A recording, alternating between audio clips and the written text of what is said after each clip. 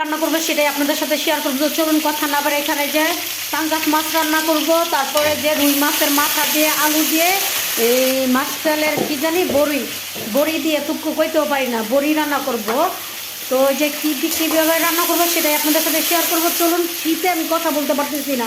তো এখানে আদা রসুন দিয়ে তারপরে হলুদ গুঁড়ো মরিচ দিয়ে সুন্দর করে কষিয়ে নিব, কষিয়ে তারপরে আলুগুলো দিয়ে দিব। আজকে আলু আর মাছের মাথা, তারপরে হলো বড়ি, কুমড়ার বড়ি দিয়ে আজকে রান্না করব, খুবই মজার। আর এদিক দিয়ে পাঙ্গাস মাছ ভুনা করব। আর এই যে পুঁই শাকের বিচি খান কিনা আপনারা কমেন্ট করে জানাবেন। আমি জীবনের প্রথম ফার্স্ট পুঁই শাকের বিচি রান্না করব। তো ওই যে আমাকে একজন দিচ্ছে, এই যে কুমড়ার বড়ি ভাজিয়ে নিতেছি আর পুঁই শাকের বিচি দিচ্ছে, এগুলো সুন্দর করে আজকে সুন্দরভাবে রান্না করব, তাই আপনাদের সাথে শেয়ার করবো। আর প্রচুর ঠান্ডা, প্রচুর ঠান্ডা, পানি মনে হয় যে কারেন্টের মতন শর্ট করে, জানেন কি বলবো, মুখ দিয়েও কথা আসতেছে না। এই তো পুঁই শাকের বিচি ভাজি করার জন্য বেশি করে রসুন, শুকনো মরিচ, তেল দিয়ে আজকে এমন একটা ঘটনা ঘটছে আপনারা হাসবেন বললে।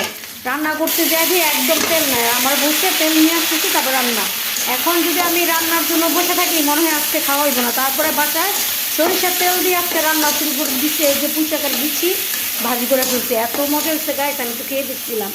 যাই হোক, এর জন্যই মানুষ খায়। এই আর এই বিচিটার অনেক দাম।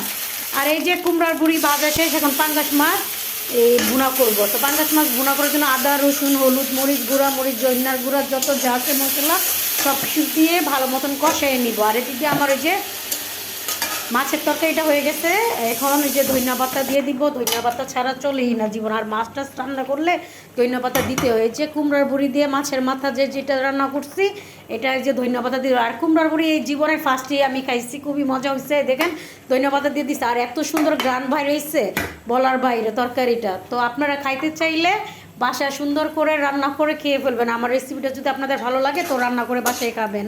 আর এই তো পাঙ্গাস মাছটা বোনা হয়ে গেছে, ধনিয়া পাতা দিয়ে দিচ্ছে। আজকে অনেক কিছু রান্না করছিলাম, আর অনেক ঠান্ডা, দিন দিন যাচ্ছে আর অনেক ঠান্ডা বের হয়েছে। এই যে দেখছেন বিচিটা বাজি করে ফেলছে। আর ভাত আজকে ডাল রান্না করে নেই, গতকালকে ডাল আছে, এর জন্য আর অনেক কিছু রান্না করে নেই। এই কয়টাই রান্না করছি। তো কেমন হয়েছে কমেন্ট করে জানাবেন।